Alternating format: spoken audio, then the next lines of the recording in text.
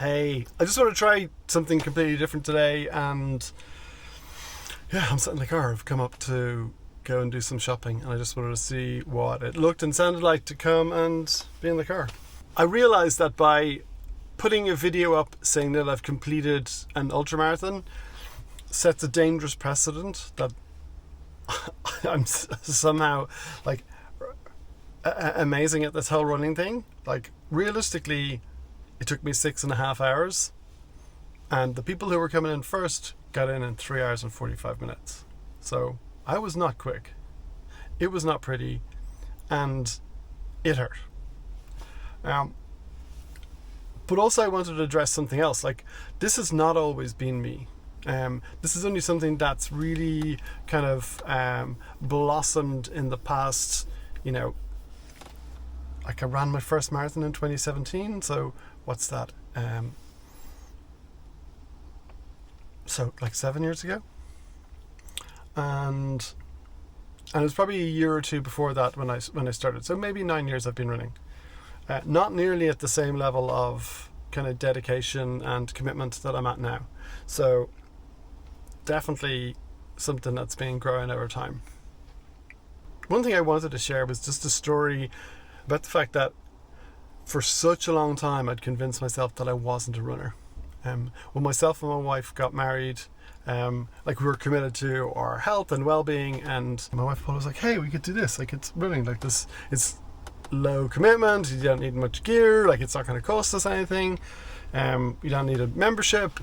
So we went down and ran, and my knees hurt, my shins hurt, I think I might have gotten shin splints. It was awful. I was red hot sweaty mess, and I was like, nah, I'm not a runner. And I just convinced myself of that, and I kept repeating that when I'd done a lot of cycling, I'd done a lot of swimming, kind of when I was in school and afterwards with friends, and I just thought that this was it. Like I'm not a runner. It was just a thing I said. And there's this idea from a book called Mindset by Carol Dweck.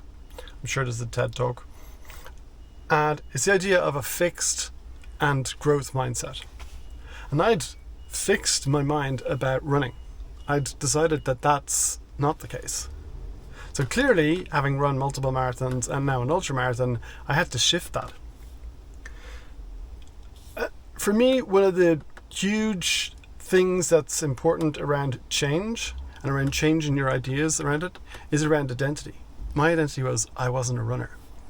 And I had to change that over time. So when we moved back from London, my bike was in storage. It was being transported over. We didn't know where we were going to live, so I wasn't able to take up on the new jobs kind of reimbursement of gym memberships.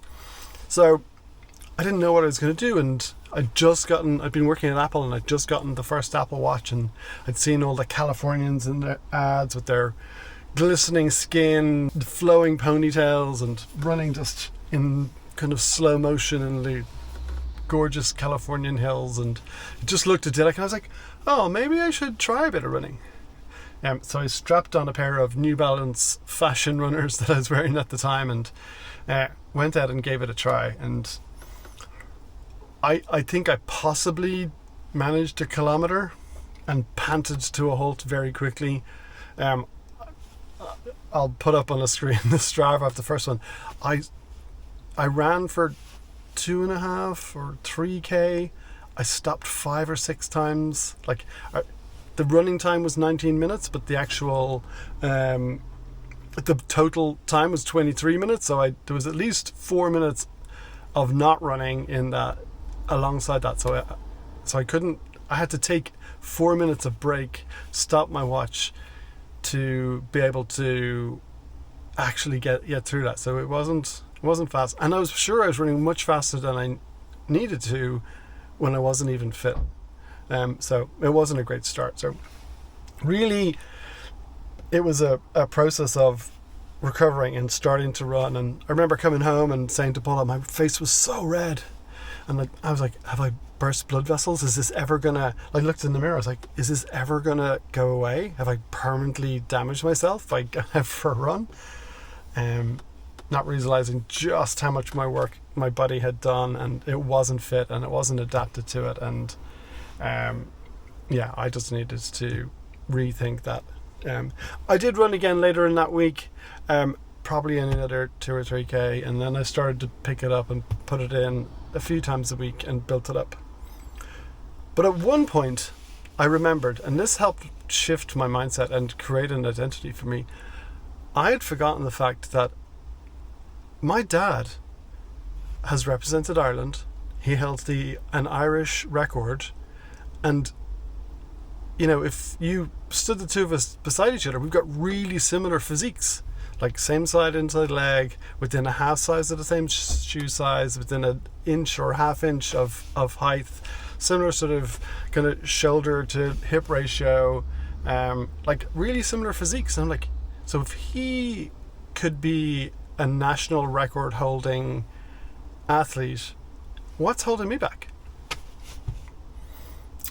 And what was holding me back was that mindset.